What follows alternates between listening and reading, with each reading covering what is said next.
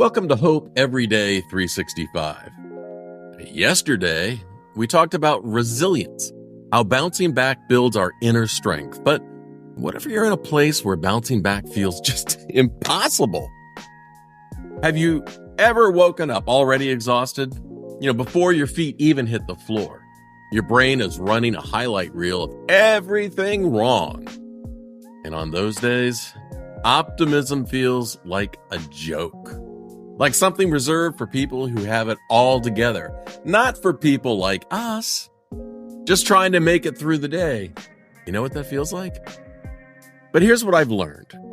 Positivity isn't something you're born with. It's something you build, one small shift at a time. And today, I'm going to show you how, even when life feels heavy.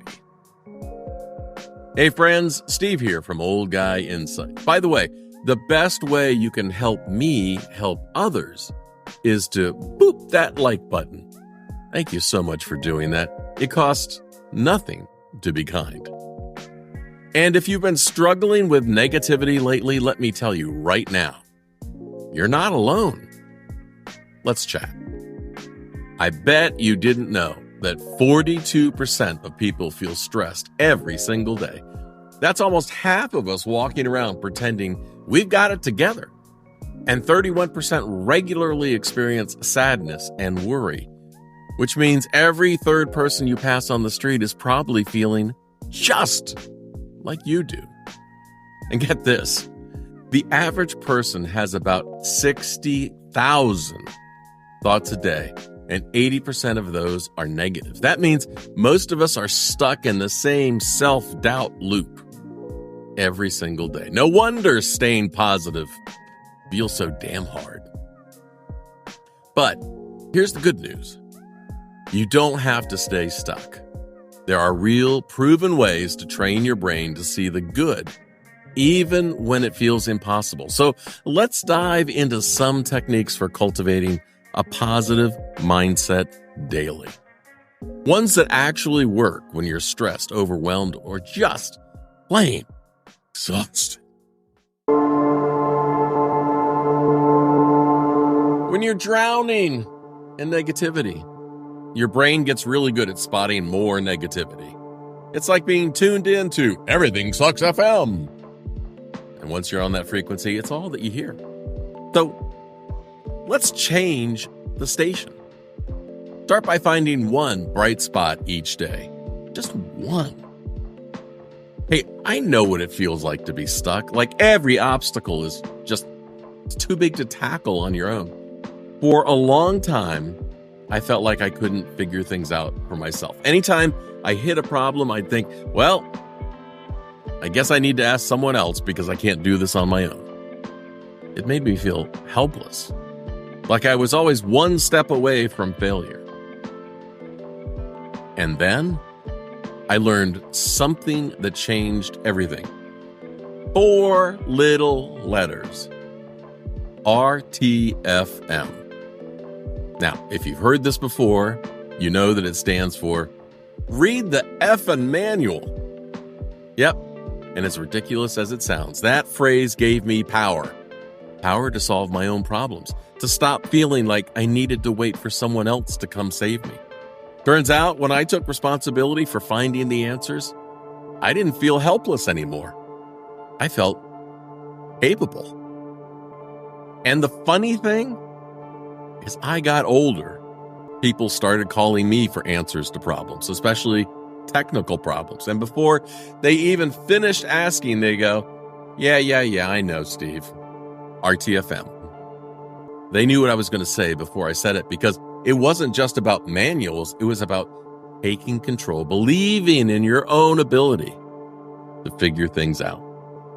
And that shift, it made me more positive, because suddenly I wasn't waiting for someone else to fix things for me. I had control over what happened next. At least more control. So if you feel stuck, here's what I want you to do today.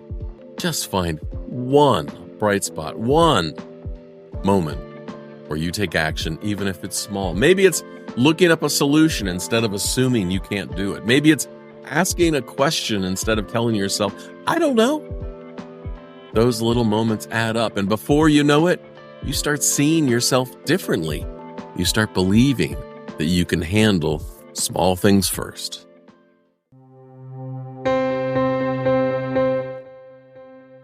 You ever notice how your brain loves to trash talk you? It's like having a full-time heckler in your head. Mine used to say things like, wow, you can't even cook toast without burning it. You're an embarrassment. But then I started playing a little game with myself. Every time my brain threw out an insult, I had to follow it up with, yet. I can't do this. Yet. I don't know how to fix this. Yet. And you know what? It felt ridiculous at first. But over time, it worked. And that simple shift is a game changer for overcoming negative self-talk and building self-esteem. The next time your brain tells you you're failing, just slap a yet on the end of that. See what happens. Gratitude isn't just some fluffy Instagram quote. It's actually one of the most scientifically proven ways to rewire your brain for more positivity. Gratitude is just appreciation for the good moments you're given, not some kind of new age nonsense. It's just kindness to yourself. And here's how you do it. In the morning, think of one thing you're looking forward to, even if it's just, I can't wait for that first sip of coffee. At night, reflect on one thing that didn't completely suck today.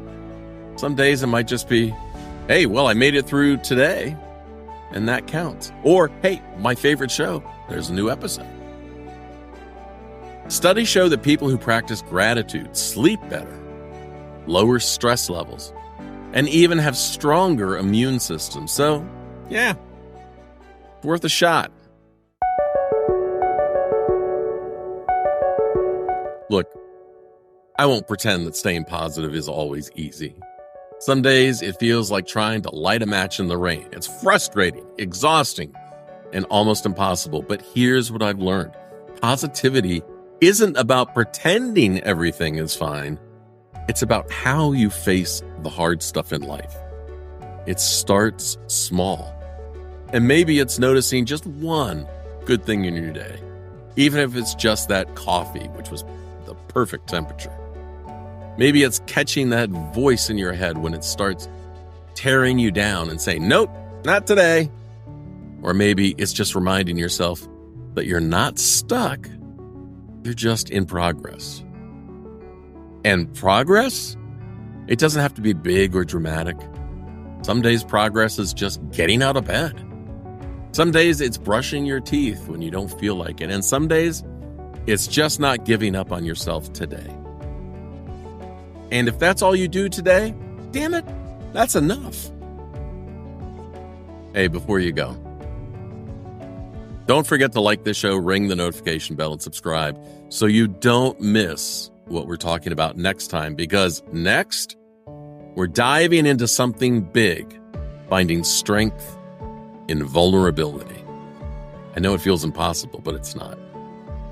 You know, I used to think asking for help meant I was weak. It turns out it takes real strength to admit you need support. But why is it so hard? And how can opening up actually make us stronger?